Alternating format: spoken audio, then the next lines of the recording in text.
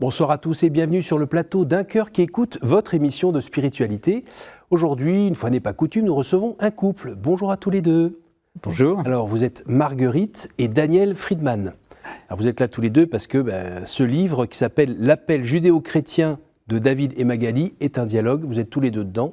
Donc, on va en parler dans 2 minutes. Déjà, dans le titre, on a 2-3 petites informations. Mais on va creuser un peu plus à l'intérieur. Notamment, vous allez nous raconter comment vous avez pu retrouver Jésus, en fait, que le peuple juif attendait depuis un petit moment. Et là, vous avez pu le rencontrer, on va en reparler. Et puis, on va aussi parler de vos retrouvailles avec le Christ. Juste avant, je vous invite à nous lire un extrait de texte de votre choix. Je commence ? Oui. À présent, jusqu'où peut me conduire ma prière intérieure et personnelle ? Jusqu'où te rejoindre ?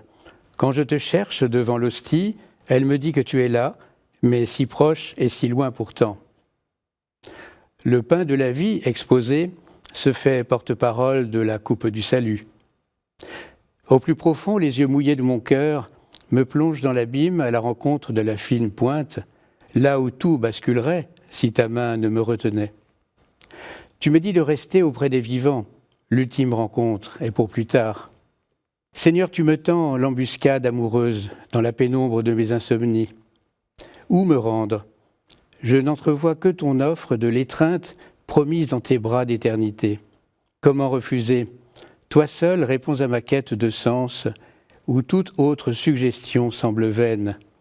Au cœur de la nuit, mutique, tu es la seule parole. Le silence de la nuit, tu l'habites en réponse au vertige du vide. Tout dort autour et tu vis en moi. La demeure silencieuse de ma maison se fait oratoire. Je m'avancerai vers ton autel. C'est toi le but ultime de mon voyage. Dans le silence de la nuit, tu t'es rappelé à moi, louange à toi.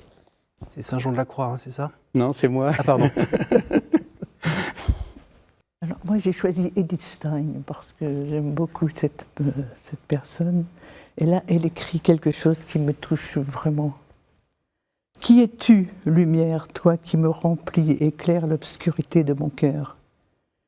Tu me conduis par la main à l'égal d'une mère, si bien que je ne saurais, si tu me lâchais, faire un seul pas. Tu es l'espace qui encercle mon être, qui l'enferme et l'abrite. Abandonné de toi, il plongerait dans le gouffre du néant, d'où tu le tireras pour le faire exister. Toi, plus près de moi que je ne le suis moi-même, et plus intime que le tréfonds de moi, et pourtant insaisissable et ineffable, toi qui fais éclater tous les noms, Esprit Saint, amour éternel. N'es-tu pas cette manne qui du cœur du Fils se déverse dans le mien, nourrir des anges et des élus ? Lui qui s'est relevé de la mort à la vie m'a éveillé moi aussi du sommeil de la mort à une vie nouvelle. Et il continue de me donner jour après jour une nouvelle vie. Un jour viendra où sa plénitude m'inondera tout entière. Vie issue de ta vie, oui, toi-même, Esprit Saint, vie éternelle. » Eh bien, ça attaque dur. On n'est pas en train de plaisanter, là. Vous êtes déjà en train de regarder loin devant, ou peut-être pas si loin que ça. Vous êtes tous les deux en train de parler de la vie éternelle, de ce qui nous attend, et de ces grands bras de Dieu qui va vous accueillir, vous et vous, avec toute sa miséricorde, évidemment, mais surtout tout son amour qu'il a à vous donner, que vous attendez aussi. C'est bien ça ? Alors, pour Marguerite, je pense que tu as retrouvé certaines choses que tu as dû connaître autrefois. Pour moi, c'était une découverte, tout ce monde intérieur. C'est l'aboutissement, si je peux dire, de tout un chemin qui est passé par un certain bouleversement familial, social, enfin pas uniquement intérieur. C'est aussi quelque chose qui a dû se vivre aussi pour entrer en Église. Alors, si on essaye de ramasser un peu ça vous concernant, l'histoire avec un grand H est venue un peu bousculer la vie de la famille. Et vous vous êtes retrouvé en Alsace à devoir, avec la famille, partir du côté de Toulouse, passer la ligne. Alors moi, je n'étais pas en Alsace parce que c'était pendant la guerre, je n'étais pas né. Mais bien sûr, j'ai hérité de ce passé que je porte d'une certaine manière, c'est sûr. Non, mes parents et grands-parents ont dû quitter l'Alsace à cause de la guerre. Ils étaient allés en zone libre à l'époque, mais qui n'est pas resté libre très longtemps, et se sont retrouvés à Toulouse. Avec des faux papiers, vous imaginez, fausses identités cachées, etc. Donc si je suis né à Toulouse, c'est pour cela. Et vous êtes construit sur cet univers de culture juive? De culture en tant que mentalité. Oui. Parce que nous n'étions pas du tout pratiquants, même si notre référence religieuse, c'était la synagogue, mais sans y aller vraiment, sauf pour les mariages, oui. Mais par contre, la culture communautaire juive, enfin, et encore, on n'était pas trop immergé là-dedans, mais c'était très fort, hein, l'appartenance, c'est quelque chose... Et j'ai réalisé à quel point c'était fort quand je m'en suis détaché pour entrer en église. Là, j'ai vu... C'était pas rien, quoi. Et de votre côté, Marguerite, vous êtes née dans une famille de culture chrétienne? Oui. Ça pratiquait un petit peu? Oui. Et alors, vous avez laissé tomber dans les années 60? J'avais 20 ans, à peu près. Il n'y en avait plus besoin, quoi. On pouvait vivre sans la religion, sans Dieu, et voilà. Vous ne le rejetiez pas, vous? Non. C'était plutôt vous l'ignoriez? Il n'y avait plus de place, quoi. Il n'y avait pas de place pour lui. Enfin, je peux dire ça comme ça. Et c'est à ce moment-là que vous vous rencontrez? Ah oui, c'était cette période. Donc vous aviez les cheveux longs jusque-là? Vous aviez des fleurs sur toutes vos chemises? J'avais pas les cheveux un peu plus, oui, plus longs quand même, oui, beaucoup plus longs. Je faisais de la moto, j'avais blouson de cuir. Une jolie barbe. Une jolie barbe. Ça a un peu changé. Voilà, oui. Alors quand on lit votre livre, on sent bien qu'il y a des questions récurrentes quand même, qui sont là, vous avez besoin de comprendre, de savoir, de rencontrer. D'ailleurs, au fil du livre, on a même l'impression que vous avez conscience qu'il y a quelque chose qui a été semé en fait. Et les questions que vous vous posez, vous ne pourriez pas vous les poser s'il n'y avait pas quelque chose qui avait été semé avant. C'est un peu ça qui passe quand même. Peut-être pas de façon toujours explicite de la spiritualité, mais de la sensibilité. Je parle à un moment donné d'humanisme, et cet humanisme, il cherche sa source, hein, il y a un peu ça aussi. Le choix de ma profession, de ma spécialité, ça a compté aussi beaucoup, parce qu'au lieu d'aller dans un sens très matériel, voire matérialiste, je me suis orienté vers la psychiatrie, le psy, la relation.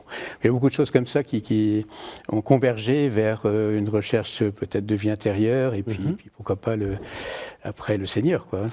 Et avec des questionnements du psychiatre qui étudie et objet d'étude aussi? Mon objet d'étude. Oui, c'est ça. Vous êtes votre sûr. propre objet d'étude aussi. C'est normal, ça? C'est courant chez les psychiatres? Si vous voulez, c'est assez complexe parce que c'était une période où la psychanalyse était omniprésente. Donc la spiritualité, la recherche d'une vie intérieure, en psychanalyse, c'était l'inconscient, les pulsions, enfin oui, il y a tout ce bagage psychanalytique qu'on ne rejetait pas, mais qui nous mettait quand même... Bien sûr, il a fallu que je m'en distancie un peu quand la vie spirituelle est arrivée, mais on a compris qu'on pouvait combiner un peu les deux. Françoise Dolto, qui était de l'époque, l'a bien dit, donc ça nous a aidé aussi, son témoignage.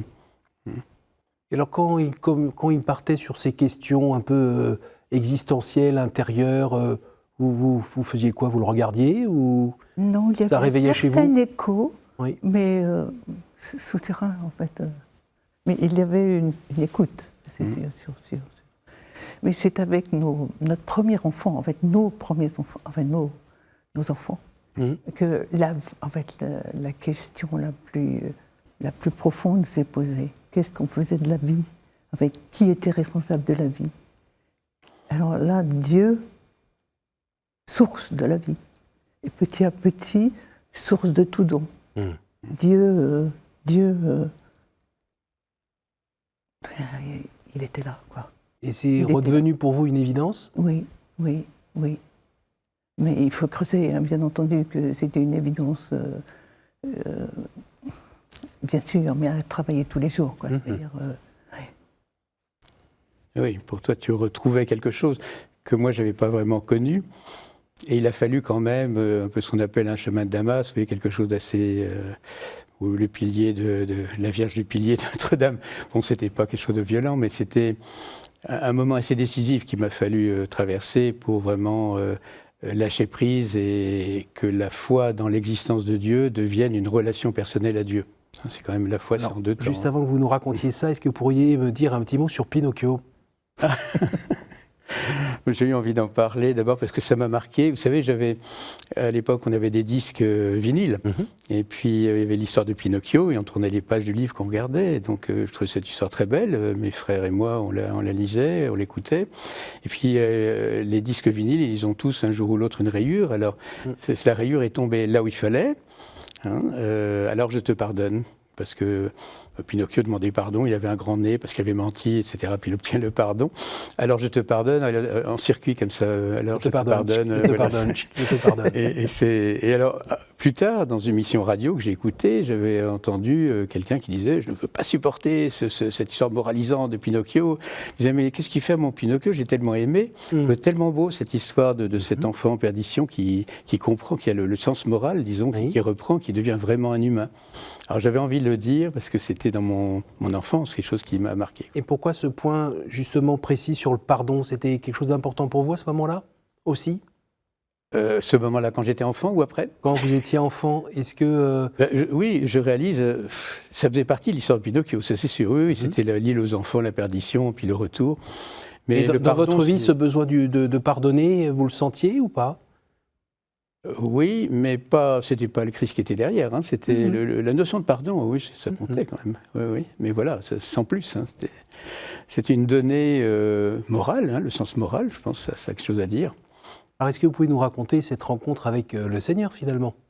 Voilà, mon chemin de Damas, là. Voilà. Et en fait, c'était des amis dont les parents étaient juifs, avaient demandé le baptême pour leurs enfants. Donc déjà, il y avait quelque chose entre les deux familles. Et c'est donc nos amis de notre génération, ils nous ont dit, vous devriez aller à Angers, il y a un centre jésuite, qui était à l'époque jésuite, il y a des retraites, vous serez bien là-bas aller. Et je ne sais pas pourquoi j'ai dit oui. Vous voyez, il y a une émotion comme ça. D'ailleurs, vous le dites dans le livre... Au départ, c'est pas oui massif. À l'intérieur, c'est ce que j'aille faire là-bas. Moi, j'ai pas envie d'aller. Oui, voilà. Puis... Mais vous avez dit oui. J'ai dit oui. Et alors. Puis... Et j'étais dans la même interrogation. Tous les deux. Bon, on y allait. Et puis, il y avait donc ce jésuite, le père de la Tour, monsieur très, très, très simple, pas guindé, et qui lisait Isaïe. Le titre de la retraite, Si tu savais le don de Dieu, déjà c'est engageant. On a parlé à Samaritaine ces jours-ci d'ailleurs. Hier. Et si tu savais le don de Dieu. Et puis il lisait Isaïe, le dernier Isaïe, le serviteur souffrant. Il disait mais c'est le Christ ou c'est notre religion juive quoi. Et ça m'a énormément interpellé. Bon mais alors, il y a quelque chose de commun, plus que de commun. Enfin il y a une racine, etc. Ça m'est vraiment, c'est monté assez fortement. Et entre les moments où il prêchait, où il faisait son enseignement, il y avait donc en face, de l'autre côté de la cour, un vieux bâtiment avec un four à pain à l'intérieur. Ils avaient aménagé un oratoire avec l'hostie consacrée, l'ostensoir, dans le four à pain. Et puis je voyais autour de moi quelques retraitants, dont tu faisais partie, qui priaient dans le silence, à genoux. Et puis moi j'étais raide. Je dirais raide dans mes bottes un peu. J'étais debout et alors... On n'a pas pensé la nuque raide. La nuque peut-être aussi. Et alors... donc on en reparlera après. Et vous voyez, je disais, c'est un peu comme dans un rêve, on croit qu'on fait un rêve très long, il dure 5 minutes si on enregistrait le sommeil. Et là, j'ai l'impression que c'est interminable, ça se trouve, ça durait 5 minutes, ça me semblait long. C'était oui, non, oui, non, oui, non. Vous voyez, vraiment le combat intérieur, vraiment un tumulte. Et puis, à un moment donné, il y a eu un lâcher-prise. C'est vraiment le lâcher-prise qui était déterminant. Je me suis mis à genoux. Et puis, l'existence de Dieu et la présence de Jésus, j'ai dit oui, et je lui ai parlé. Vous voyez, comme je disais tout à l'heure, je pense que dans la foi, il y a le fait de reconnaître et de s'adresser à, je pense vraiment deux temps. Et puis on peut même dire aussi que peut-être lâcher prise, mais peut-être aussi Saint-Esprit qui a parlé en vous, en fait. Oui, j'ai lâché, parce que lui, il me demandait, voilà. Je dis oui. Je lui disais non pendant un certain temps, là, ça lâchait. Superbe. Ouais, c'était vraiment point de départ, pour moi, le repère. Quoi. Ouais. Et alors, comment on accompagne son mari à ce moment-là? Dans le silence. Dans le silence. Mais alors, moi, j'ai repris des cours de théologie, j'ai repris des cours de biblique. J'ai fait une formation au discernement, à la catho. Et j'ai fait l'accompagnement aussi. Et la motivation numéro 1, c'était de répondre à ces questions ou de répondre aux vôtres? ça faisait écho en moi, ça faisait écho, mais je n'avais pas suffisamment de... Oui, il faut se former. Oui, oui, exactement. Et c'est bien, ça, chacun faisait un peu l'aiguillon de l'autre aussi. Ça devait être sympathique, vos conversations? Absolument, c'est vraiment un chemin, une histoire à deux. C'est pour ça qu'on est là tous les deux, que j'ai écrit tous les deux. Parce que vraiment, c'est quelque chose de conjoint. Hein, il y a eu l'amitié judéo-chrétienne, le siddique. En fait, on a été plongés dans... On était obligés de répondre à nos questions. Mais oui. Obligés de ne plus louvoyer, mais d'aller vraiment... Qu'est-ce qu'on se dit soi-même et quel est le sens vraiment de notre démarche, quoi. Alors, normalement, quand on est un couple mixte, Oui. comme on dit, il y a déjà des bouts de famille qui disent « Ah, oh, là, il est juif, là, et l'autre, elle est catho, et là ».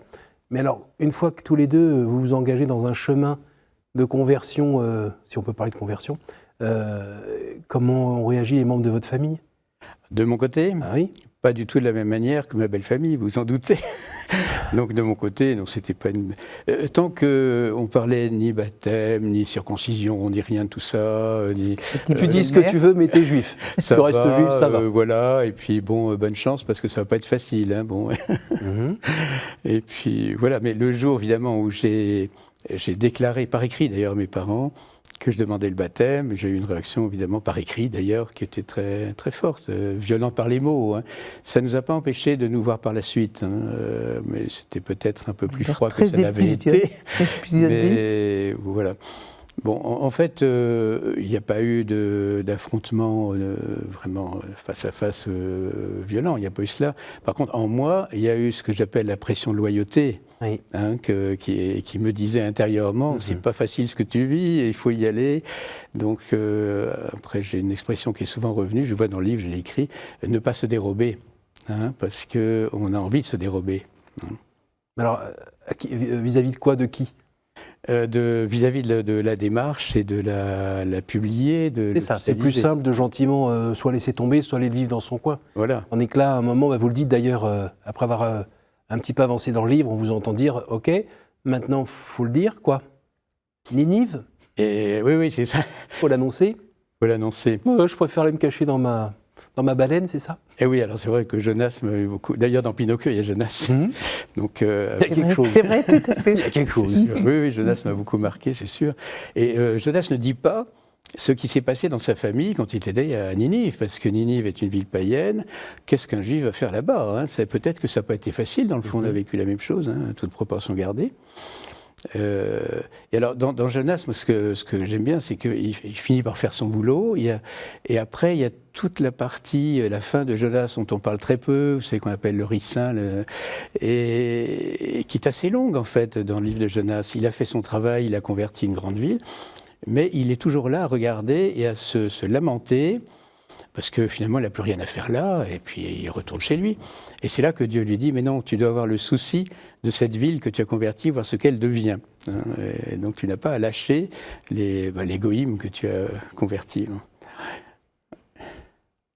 C'est costaud, hein, quand même. Parce que dans le livre, on a l'impression qu'il y a, vous parliez tout à l'heure de l'arrivée des enfants, qui vous a fait vous reposer des questions sur l'existence de Dieu, oui. Et d'où ça venait, d'où venait tout ça, d'où venait la vie. Il y a eu aussi la question de qu'est-ce qu'on transmet à nos enfants, est-ce qu'on leur dit ou pas que Jésus est arrivé? Oui. Ça a été un peu une problématique aussi? Ça a été une question. Oui, ça, c'est sûr. Une fois le baptême. Mais à partir du moment où Dieu devenait quelqu'un qui nous aime, quelqu'un qui voulait notre bien, en fait, quelqu'un, un esprit, en fait, on ne sait pas très bien qui mettre derrière le mot Dieu. Hein, alors on va mettre une personne. Oui, voilà. Mais la démarche, c'était de se rapprocher de lui de plus en plus pour pouvoir entrer dans cet amour-là de Dieu et pouvoir le transmettre, en fait, et pouvoir l'expérimenter, mais pas avec des mots, vraiment avec notre cœur et notre tête dans le ciel, quoi, quelque chose comme ça, vous voyez. Alors le cheminement que vous faites, ça continue. Hein. On est d'accord que c'est pas complètement. tout d'un coup Non, tous les jours. passer à nuit à jour. Non, non. C'est pas comme ça. Oui. Donc c'est un cheminement où de temps en temps on se casse un peu la figure, Oui. où il y a des périodes de désert. Oui, Oui. plus. Oui. Moi, je dirais plus ce désert, parce que se casser la figure, on a une vie de couple, hein, donc comme tous les couples, il y a des périodes un peu de crise, mais ce n'était pas se casser la figure sur le plan religieux, spirituel, c'était notre vie, hein, ces tourments. Mais non, il y a eu des moments plus désertiques au niveau de la pratique, de la foi, oui. Est-ce que vous vous êtes retrouvé avec des temps de désert assez forts pour aller vous retitiller un peu sur est-ce que j'ai bien fait de faire ce choix? Est-ce que ça a remis un peu en cause ou... Non, j'ai pas eu de remords, non, vraiment pas. Enfin, je crois pas, je n'ai jamais dit que j'avais eu des remords. Mais nous avons été très aidés par une communauté bénédictine. La pierre qui vire? Non, non. le Bec est loin. D'accord, Et pardon. Abou Ghosh.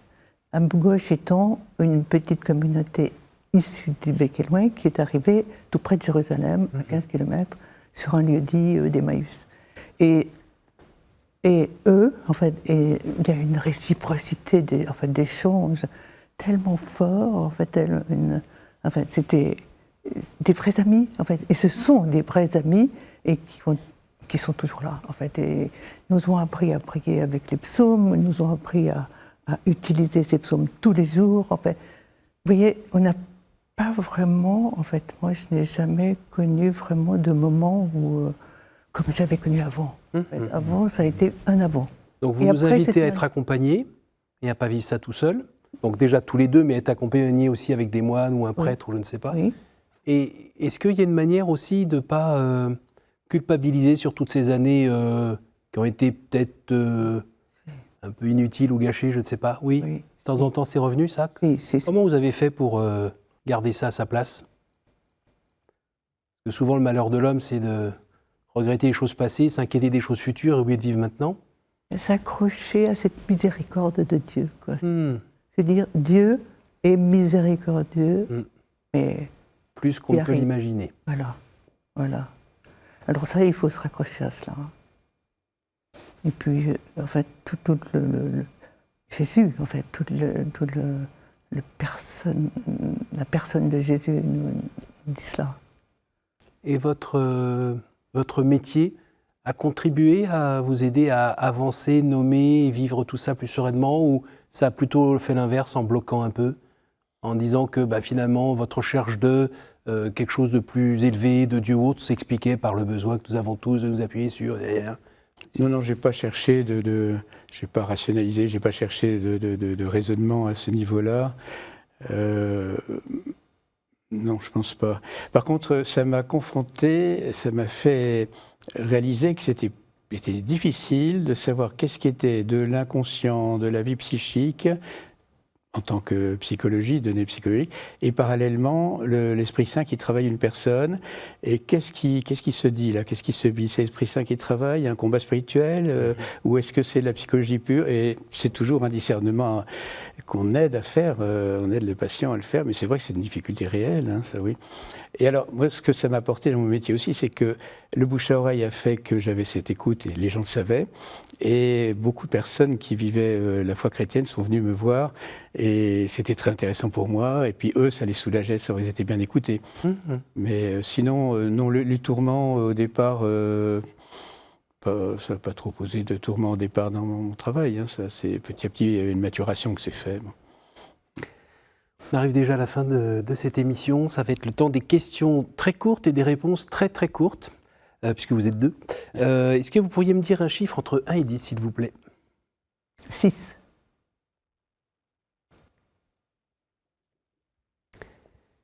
Qu'aimeriez-vous avoir vécu avant de mourir? Quelque chose de très paisible, en fait, la paix. La paix. Entre 1 et 10, je vous écoute. 7. En dehors de la Sainte Famille, quel est le personnage biblique qui vous touche le plus en ce moment? Écoutez, là, je crois qu'on est vraiment dans Jonas. Là.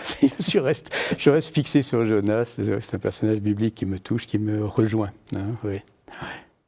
Une dernière, entre 1 et 10? 5.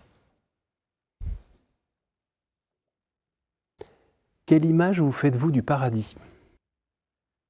Beaucoup de lumière, quelque chose de très paisible, et le Seigneur au milieu. Merci beaucoup à tous les deux d'être venus ici nous partager ce chemin de vie singulier, mais où on voit dans votre sourire et dans votre regard que ça vaut le coup de le suivre. Merci à vous tous pour votre fidélité. Je rappelle le titre de ce livre, L'appel judéo-chrétien de David et Magali, un dialogue paru aux éditions Les Impliqués Éditeurs. Vous pouvez évidemment retrouver cette émission sur notre site www.ktotv.com, sur notre appli radio et en podcast. À la semaine prochaine.